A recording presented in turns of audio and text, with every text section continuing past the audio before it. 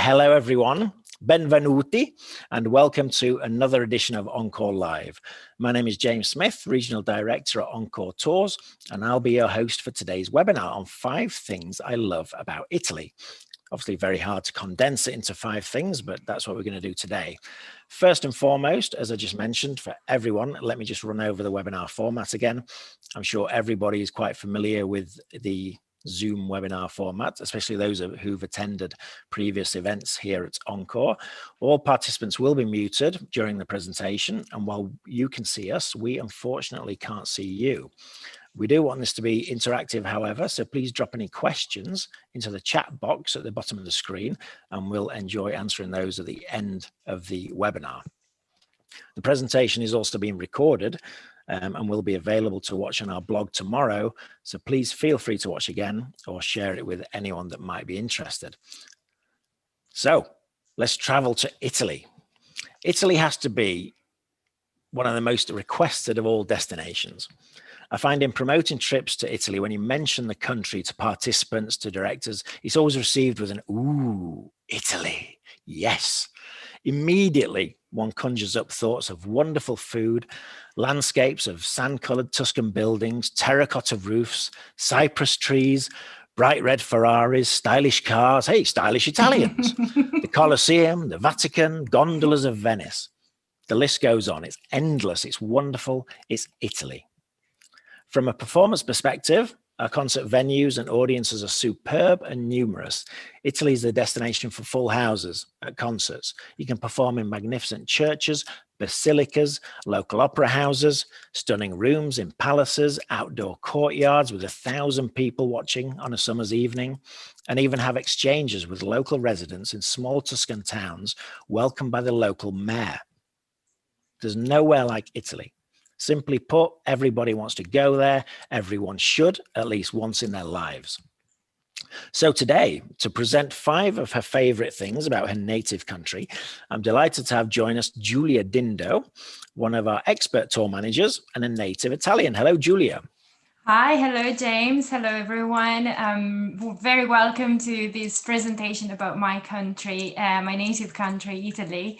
I'm very excited to be with you tonight. And also to present you, 5 things. Was quite hard to pick them up all together. I did my best, but I hope to welcome you to Italy and have more days to explore them all. If we want to start, or James, do you want to add something else? Yeah, absolutely. Yeah, Giulia, take it away. Brilliant. So I am originally from Italy, from the north from Verona, from the north of the country. I am currently living in Ireland, so I'm not in Italy anymore, but I go home in normal times, obviously, very often. And here is my presentation, 5 things I love about Italy.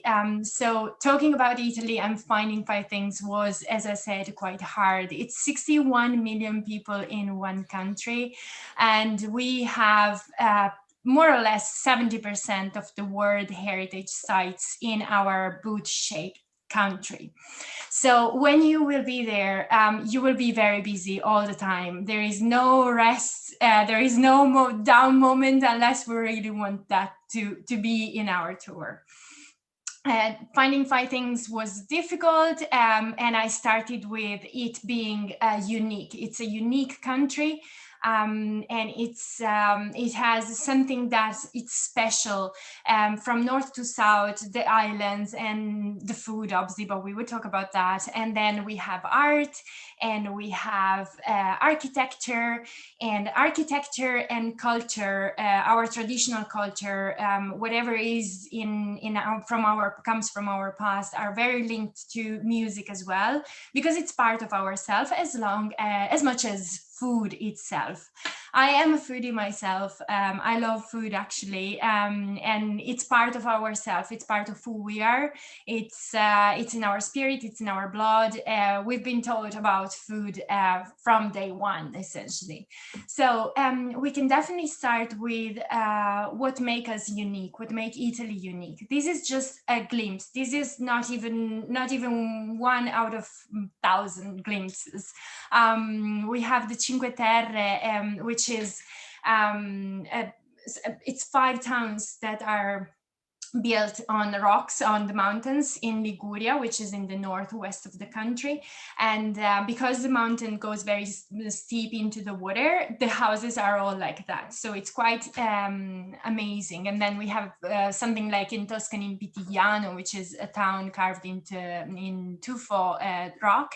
And then these little houses down there in Alberobello in Apulia. We are in the hill of the Boot.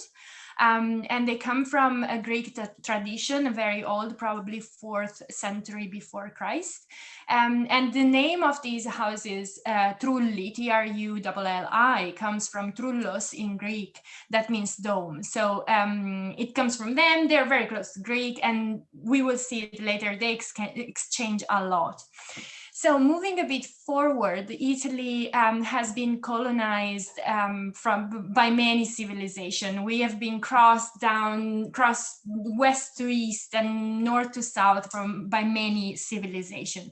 One that really left a mark, especially in the south, are the Normans. And they not only gifted us with blue eyes in our DNA, which is not something Mediterranean, they also left an imprint in terms of castles. This here represented is Castel del Monte, which is in Apulia. We're still in the hill of the country. And it's an octagonal shaped castle with towers. And as a matter of fact, I was there, it was 2019, and in the middle there, we had one of our students that from a balcony started to sing, and there was a great acoustic in there as well. It's not done for that, but it was just very enjoyable. We were the only visitors there. And then it was also picked up to be represented on our euro cent, in the 1 cent coin, which is very rare at the moment because they're trying to get rid. Europe, all the coins or the euro coins are different for country, and we are the only country that each coin has a different image on the back. So if you find yourself having one of these in your pocket, you're kind of lucky because, as I said, they're trying to get rid of that. Now, if we move forward from Apulia, we go back to Tuscany, and we are here where the Terme Tettuccio, which is a spa center in Montecatini. Montecatini is a small town between Pisa and Florence. And the Terme, the spa, is historically planted in the town. So it's always been there, and because the cure that the water could give to people was well known. So they started building a smaller building, and then they grow it because of the importance. They grow it into these quite impressive and beautiful new classical building.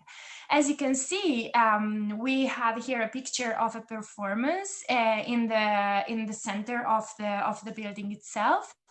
And historically, they had not only obviously the spa business in there, but they used to have also performances, music performances, and Montecatini is still very proud of that, and they still do it quite a lot, even now, especially during the summer.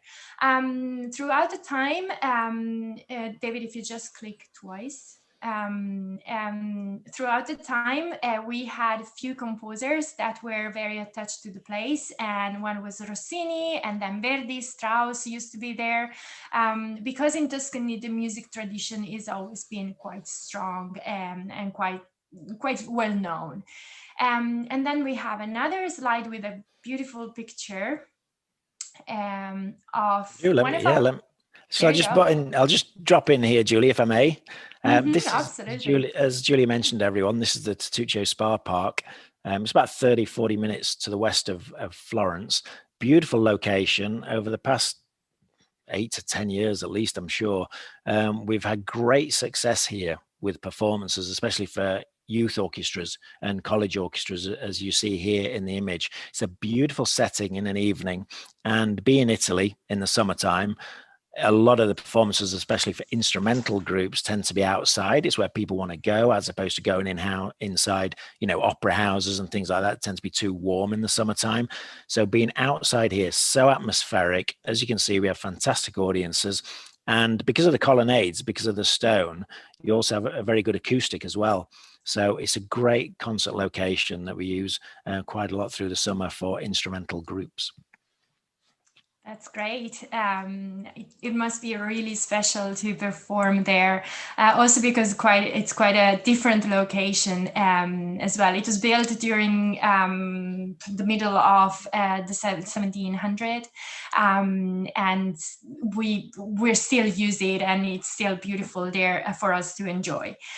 Now, as an art historian, if we move forward, as an art historian, I can't really skip the art part and what my country can give me and us all when we're there, when you travel there, but also living there put us in contact constantly since we're small to all these, because it's very accessible and tangible to everyone.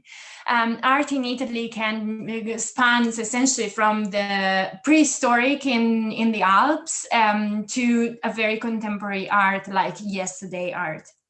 In this case, I chose something from Etruscan, which is a civilization that came just before the Romans, and they were in the north of Rome, Tuscany area, southern Tuscany.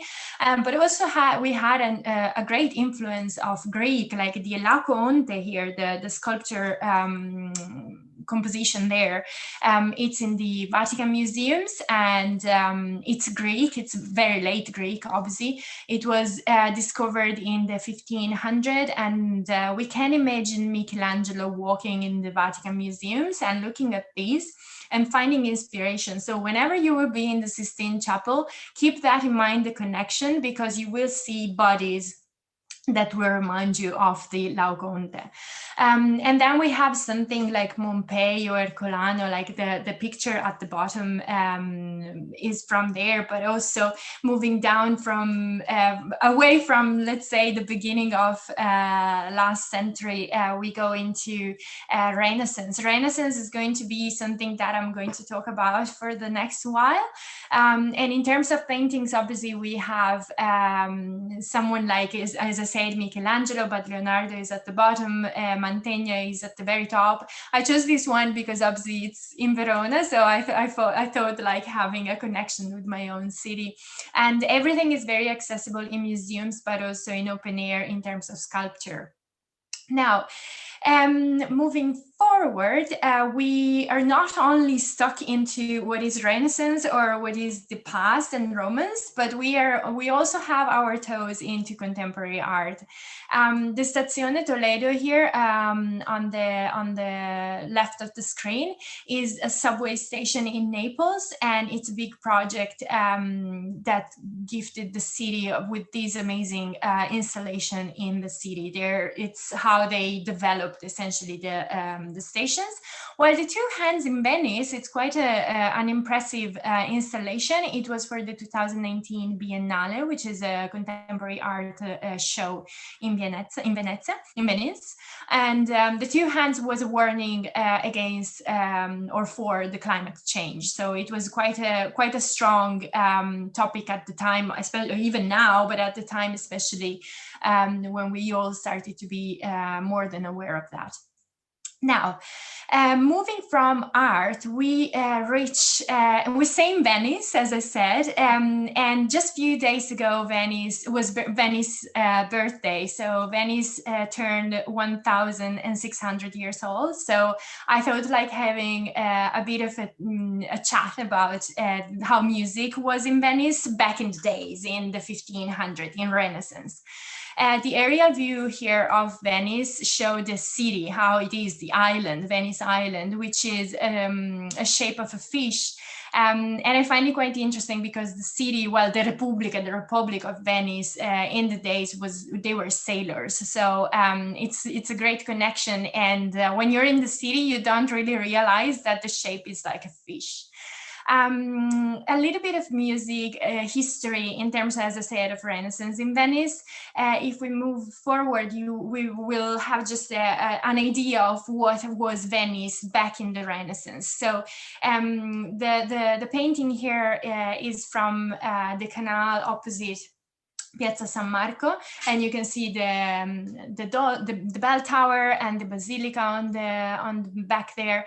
Everything in Venice was celebrated with music. We kind of forget that, and it's not really that explored as many other topics in Venice. But everything and the greatness of the Republic was celebrated with music. So Venice was, in the Renaissance, the Mecca for musicians. So there was music everywhere, in the squares, in the street. There were big palaces and buildings for the aristocrats. There was the Doge, which was the head of the state, let's say, of the Republic. So musicians wanted to be there. You can imagine that in the small island of Venice, there were more or less 150 churches. Imagine the noise of the bells, and that was music too. Part of the locations for music performances were the scuola, which means school in Italian. The scuole were lay confraternities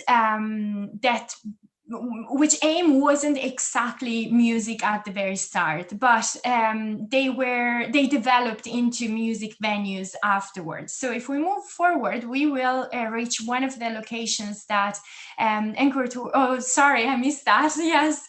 Another one, which is San Marco Basilica. The basilica was at the start. You can imagine this was the private chapel of the Doge. This was the man that was the head of the state, the head of the Republic, and he used to come here to pray. It's built as a mosque rather than as a church. As you can see, it's very different from any other Catholic church. It's an impressive building, and also the acoustic there, it's quite impressive. It's very interesting to discover a little bit of the history of how the acoustic got adapted to the basilica and how the music was written for the basilica. So at one point during the middle of the 1500s, a new doge was elected. And he, due to his weight, he wasn't able to climb a balcony where normally the doge was assisting the performances and the liturgical moments and all. So they had to move a throne downstairs where on the main ground. And that had an impact of on how the doge would have listened and would have perceived the acoustic. So they had to make some changes. If we move forward, there is a nice map of the church, and all these are all the changes that they had to make. And they had a great architect, but they also had a music composer helping them reaching the same effect and the same level. So it's something that we sometimes maybe don't really notice, but furniture, columns, and also the material itself have an impact on the acoustic. As I was saying before, as I introduced already, from something like a church and a basilica, we move into the scuole, the lay confraternities. And here is a venue that we have on the tours, which is the Scuola Grande di San Rocco.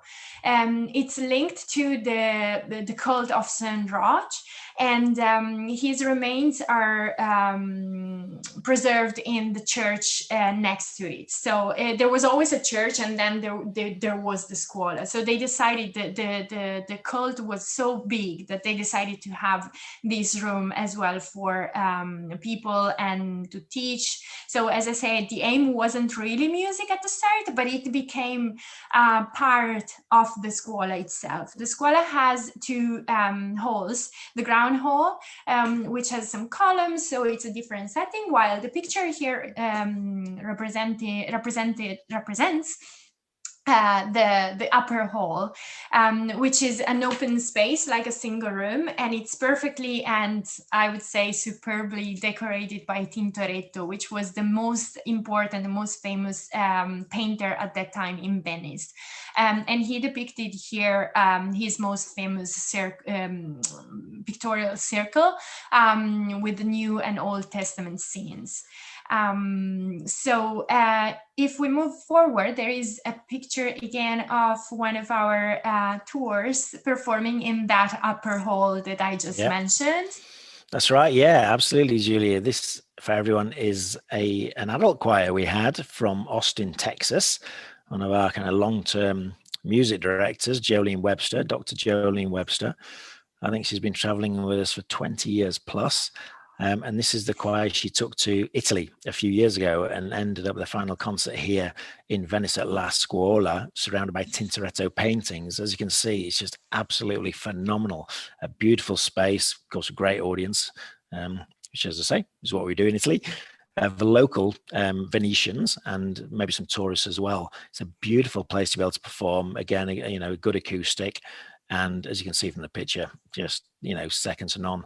Just running back briefly as well to St. Mark's, of course, for choirs, we can, you know, have them participate in mass participations in St. Peter's, Rome, and of course in St. Mark's Basilica, as you just saw. And in fact, we had a high school choir in April of 2020, just when the pandemic hit Italy, of course, first in Europe, unfortunately. And they were scheduled to sing the Easter Sunday Mass in St. Mark's. So that would have been absolutely incredible. Such a shame, obviously, they couldn't do it, but it is an option and an opportunity for future choirs, both St. Mark's and St. Peter's in Rome, to participate in these incredible basilicas in very prestigious holy services. Yeah, I hope I will be there as a spectator, as a tour manager. I just hope that, because both must be amazing, as well as the scuola. So referring to the scuola, an English traveler, let's say around the 1700, assisted a music performance here. So I want to read a quote by him because I find it quite hilarious, but also it probably represents what it is assisting to music in that space. So he said, "This feast consisted principally of music, which was both vocal and instrumental, so good, so delectable, so rare, so admirable, so super excellent, that it did even ravish and stupefy all those strangers that never heard the like. But how others were affected with it, I know not. For mine own part, I can say this, that I was for the time even roped up with St. Paul into the third heaven." So this is what you can probably expect by playing and assisting there. It's an amazing place, really. So moving away from here, we reach again, as I said, this is my town, Verona. It's the Arena di Verona. It's an amphitheater. It's a Roman amphitheater still up and running there in the center of the city. You will not be able to miss it if you visit Verona. It's really a beautiful place, and we use it still throughout the year for concerts, but especially during the summer for the opera festival, as it is represented here. Of course, the scene and the music is the center of the attention, but the public too plays a big part into it. So it runs during the summer mainly. Now, moving away from the north and from Venice and all that area, we go down to the middle of the country. We are in Umbria, in Assisi, where St. Francis Basilica is. In terms of the space created here, it's quite impressive because it's very simple. So the way monastic orders created their own buildings here is essentially to reach the audience straight away without any kind of obstacles in between. And that's why this single nave is the essential part of the building itself. In addition to that, there is the beautiful decoration. As we said, everything is really interconnected. So Giotto, which was an Italian painter, was called and engaged to decorate St. Francis Basilica.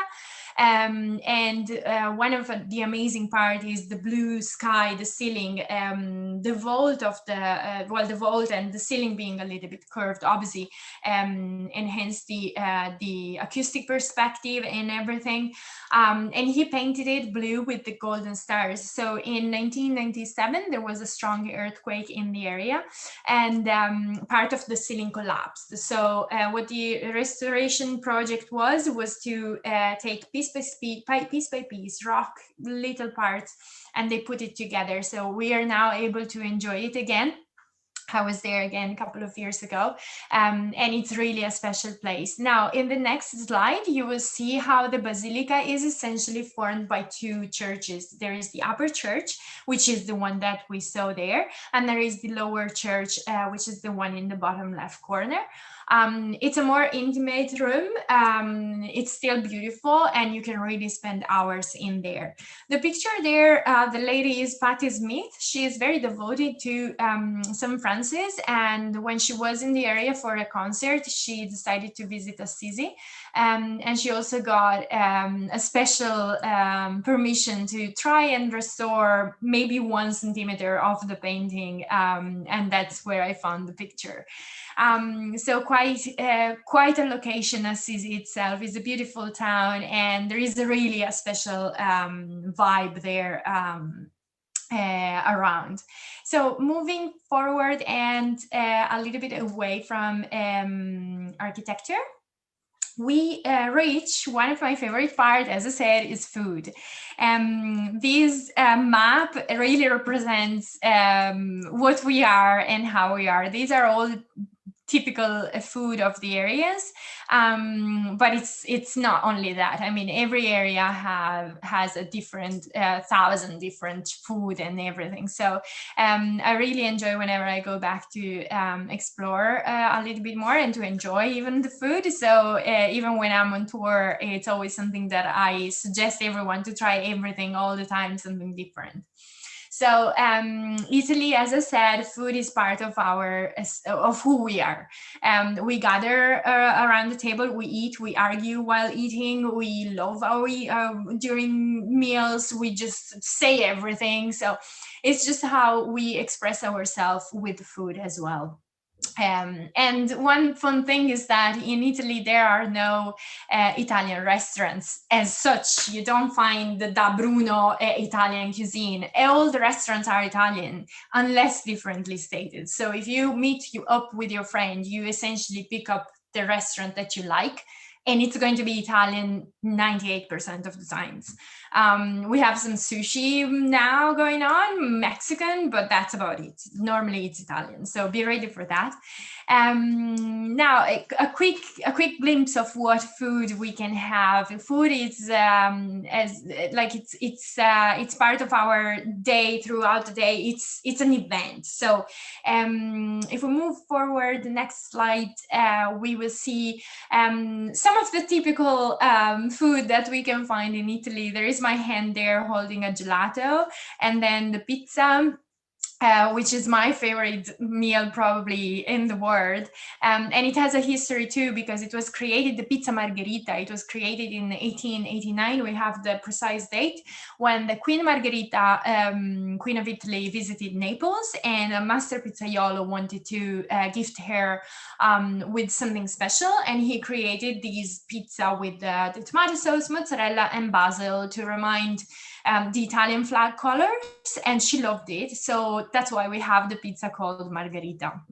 And the same means for tiramisu. It comes from Treviso, and the word tiramisu means lift me up, like cheer me up. It has coffee, mascarpone cheese, and sugar, and it's something unbelievably good. We're very good also at wine products, and we, like every region, and in every region, every area has a different type of wine, green, white or red, but we have 1,000, and we've been for many years the biggest producer of wine. You can understand easily that and why when driving through Italy, and you will see like all the different vineyards around and production of wine. Now, moving away from food, I can talk forever about it. We go into what is the more traditional and cultural music and dance. So we are now focusing on the south of Italy.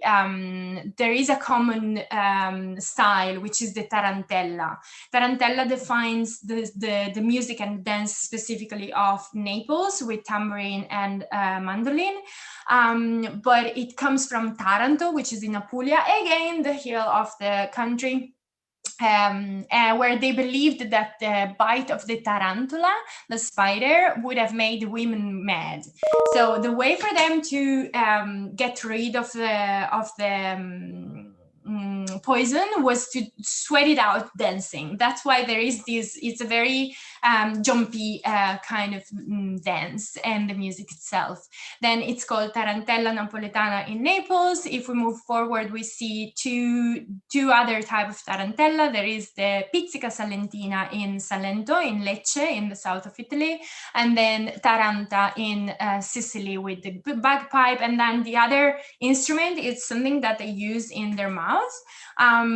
It's all very similar, but at the same time very different. And it's also quite similar to Greek dances. Some of them, they have even more than us. We're reaching nearly the end, where our wrap up is going to be on who essentially we are, who we are. And if we move forward, it's how we talk with our hands. So I can really, I use it all the time, and I can really spend hours teaching you how to talk to me without actually using your voice. It is true, it's real, it's a thing, and we love it. We're quite proud of it as well, because sometimes it really saves you time, essentially. Last but not least, it's our lifestyle. So if you have watched the movie, just next slide, please. If you have watched the movie Eat, Pray, Love, there is Luca Argentero when Julia Roberts is in Rome. There is this handsome Italian guy that talks to her and explains to her the sweetness art of doing nothing, the dolce far niente. And it's something that we enjoy. It's not really staring at the wall. It's more enjoying life in a square, enjoying life with your friends, having a passeggiata, so walking in town, having an ice cream or sit down for a coffee. During the summer, Italy stops for a couple of weeks in August to work, essentially. Everybody is on a holiday. And what we do is we head straight to the coast, go to the beach and spend time there. And it's like, don't bother me. I don't want to do anything. I just want to be here relaxing. And that's part of the dolce far niente, watching the world going by. So I hope you will get this last slide with you for the rest of your day, and hopefully also after your trip to Italy. Oh, thank you, Giulia. That was fantastic. That was wonderful. Taking us through all the art and architecture, the food. I think you've all given us our dinner plans, our dinner ideas for this evening. And of course, the wonderful life of Italy and Italians. Thank you so much for sharing all that with us. It's fantastic. Makes us all want to go. I know it does. Yeah. Let's get to some questions if we can. I think we got a couple in the question and answer box. If you have any, please drop them in there now, and we can put them to Giulia, to our resident expert. The first one is actually related to the past kind of year. In Venice, Giulia, do you know if the kind of lack of tourism over the past 12 months has led to cleaner waters in the canals? Yes, indeed. We got dolphins back. Yeah, we got dolphins back in Gran Canal, in Canal Grande. Yeah, it must have been beautiful to be there, just to enjoy the city. But definitely the water got greener and then bluer. Pictures are amazing of this last year there. So I think that nature and the city itself really got something back from less people and less boats. It's not even, the people walking can do damage, but it's the boats going around that create really, can damage the buildings. That's amazing. That's interesting. So what's your favorite town or city to visit in Italy now, Giulia? Venice, no, one, definitely no. Some years ago, I would have said Rome, 100%, like completely. But Venice is going up in the chart there. I love Verona, even if I'm from there. But like Umbria, it's probably Sicily. Can I pick a region, not a city? It's hard. Right, yeah, it is hard, isn't it? There's so many wonderful places. I think certainly for myself, I love obviously Tuscany, as everyone does, the romantic heart of Italy. the small Tuscan villages, Volterra, San Gimignano, Montepulciano, they're just beautiful to be able to travel around. And actually, for a lot of our groups, we're often able to do a kind of Tuscan day, where we travel around these villages. We're even able to go to a local abbey sometimes and listen to Gregorian chant being sung by local monks, and then heading out through the countryside to a Tuscan restaurant and doing a kind of farmhouse Tuscan dinner, which is, as you can imagine, Beautiful. phenomenal, with the sun going down over the cypress trees, just idyllic. Also to, Sicily. I mean, you've hit on Sicily a couple of times, Giulia. And I think, obviously not a lot of groups go there because so many groups tend to do Venice, Florence, Rome, but those that do are just enamored with it. I mean, maybe, a kind of more simplistic in ways than the mainland. I mean, do you want to tell us a little bit more about Sicily? Definitely, yeah. In Sicily, you have it all in one island. You have the cities, which really are impressive for the culture, for the people living there, and also obviously for the architecture. They're very different from other parts of Italy because of the influences they got in the country. And then you have archaeology with the Greek temples. You get like nature with volcanoes, and even the little islands around Sicily are worth a visit or a lifetime spending there. I mean, it's really, and then obviously let's not forget food, because it's just if Italian food is here, Sicilian food is here. It's just something different, but maybe get a couple of days of diets before you go there, because you won't stop eating, they won't stop feed you, and never. Like a portion of pasta normally is, let's say, like this, and there it's like this. So that's the style. It is, yeah. No, it's amazing. I remember being, I think, down in Agrigento, down in that kind of area. And one of the temples there, it was a Greek temple, then became a Roman temple, and then a Christian building. And you could see the columns, how the columns were then filled in to become a kind of Christian building. And the changes, transformation, that you could still see the three elements within the same building was just phenomenal, and showed such the variation of culture and history that you get, especially in Sicily. And I think just getting off that beaten track a bit, from the mainland, away from your Venice, Florence, Rome, which is clearly fantastic. But being able to get to Sicily, or, Sorrento, or even in the north up to the Dolomites and Lake Garda. Have you spent time up there, Giulia?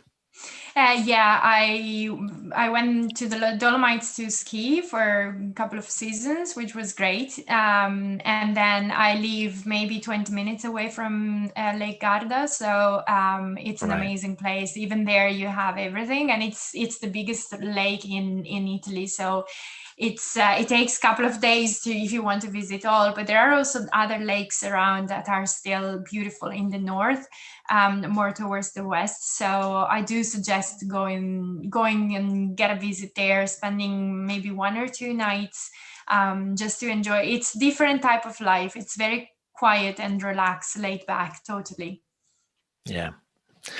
We've got a question actually from one of our directors, Sean Bulware, who's a long-term Encore director and taken many, many groups all around the world with us. Hi, Sean. Sorry, I can't hear you, but hi, Sean.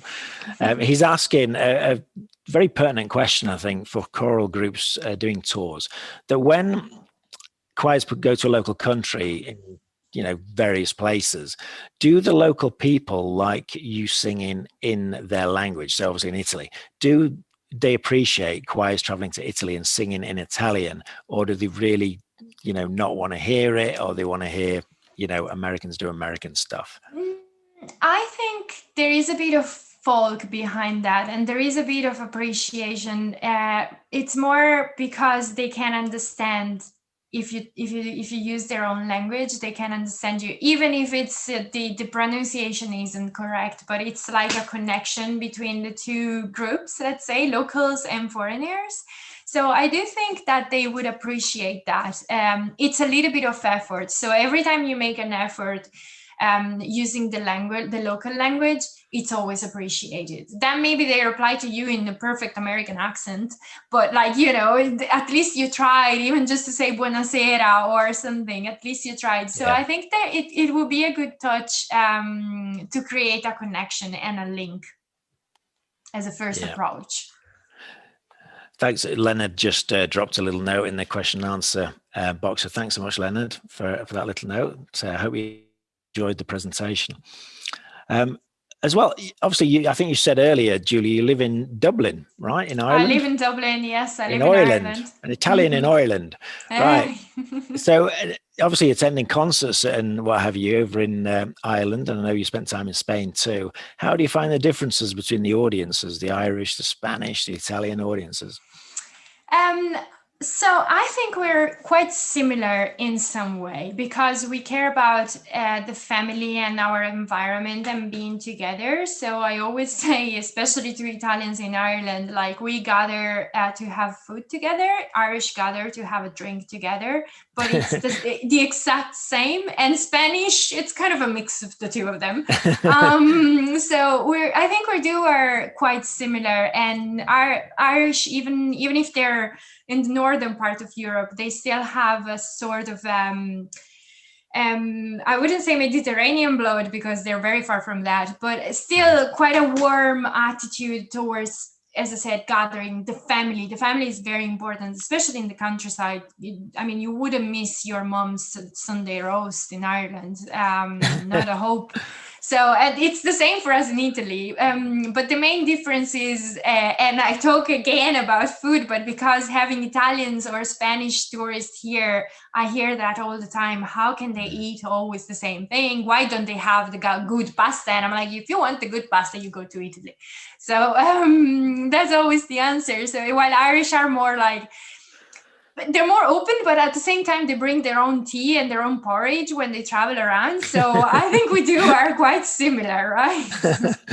That's brilliant. Absolutely. Food is at the heart of any culture, any people. Yeah. And it's great. I'm sure everyone can hear some Irish brogue coming out in you there, Giulia. Sometimes some words. Kind of Italian-ish or something. We've got a question from Diane and Tom Lynn. Hi, Diane and Tom. I hope you're both doing great over there. Diane asks, what are some of the off the beaten path towns in northern Italy, Giulia, that you'd recommend for a choral tour for, great performance venues and things like that?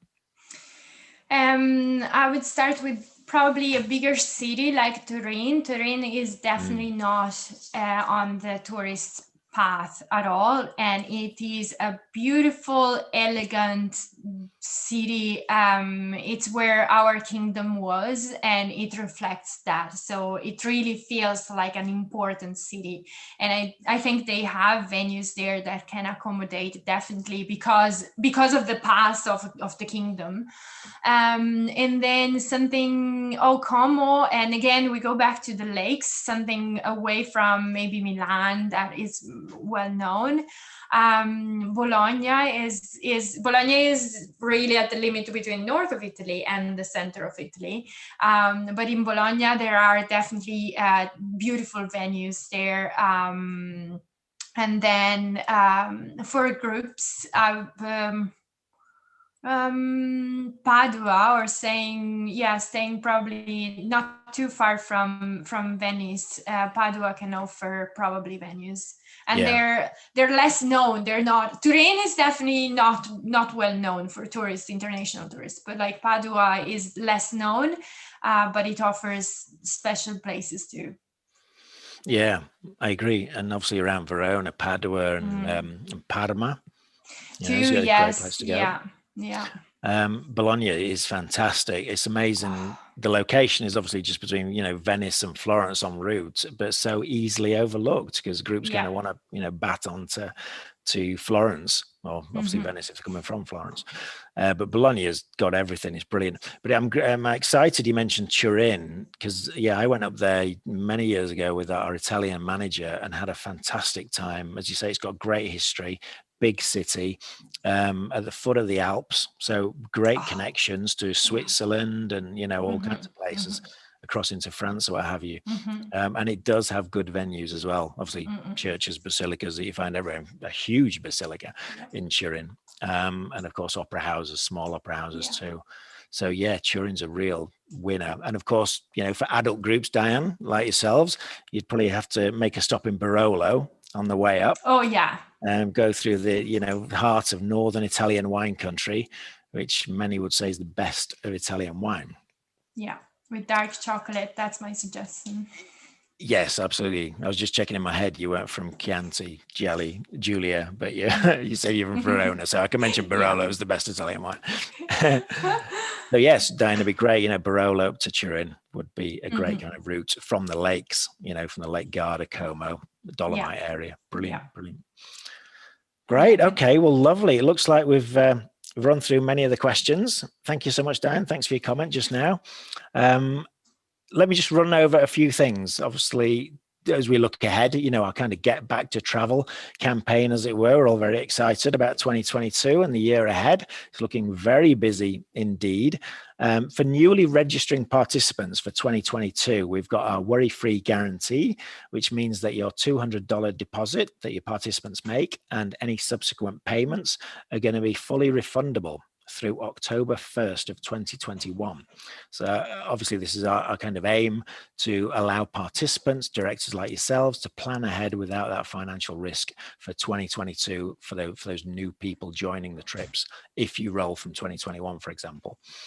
Starting tomorrow on April 1st, we're going to be pulling one registered 2022 participant each month from tomorrow until August 1st to be awarded a $1,000 scholarship. So another reason to get folks signed up early, because anyone signing up for 2022, they'll be kind of thrown into that pot where we pull those scholarships. So there's going to be 5 $1,000 scholarships pulled each month between now and August.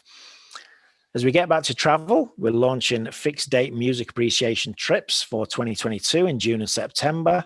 These are open to both individual travelers and groups that perhaps don't have a fully balanced ensemble for the coming year. Obviously something we want to be very aware of, but still allow people to travel and enjoy Europe, enjoy the world, enjoy music appreciation, if perhaps they're not able to sing. And of course, for our current, you know, groups that can sing, we can obviously include music appreciation into any itinerary that we offer and that we run. Finally, we've got some great opportunities for children's choirs, if there's any children's choir directors with us today, including a festival in Prague and special workshop opportunities in Vienna. For adult choirs, we have the Festival des Trois Châteaux, the Festival of Three Chateaux in the Loire Valley, France, June 23rd to 26th of 2022. And as well as 2 cathedral residency opportunities in merry old England. So those are going to be available at Norwich Cathedral and Exeter Cathedral in July and August of 2022. You'll be based in those cathedral cities for the full week, you know, enjoy singing in the cathedrals and then exploring the local area. So great opportunities that and the other opportunities we mentioned as well. So a lot happening. Some great performance travel experiences available next year. As always, please check out our website for more details and drop us a line. Our next Encore Live event is coming up on Wednesday, April 14 at 4 p.m. Eastern Standard Time. And that's going to be 5 things I love about Spain. So we're slowly moving our way around the globe. Followed by Encore Live from Budapest on Thursday, April 29, again at 4 p.m. So please watch out for those invites that you'll be getting via email. To end, once again, I want to thank Giulia. Thanks so much for joining us today, Giulia, and giving us your presentation. Thank you all, the participants, directors, and travelers that are joining and watching today. I hope everyone enjoyed this special visit to Italy. And until next time, thank you again from all of us at Encore Tours. Arrivederci and ciao. Thank you. Ciao.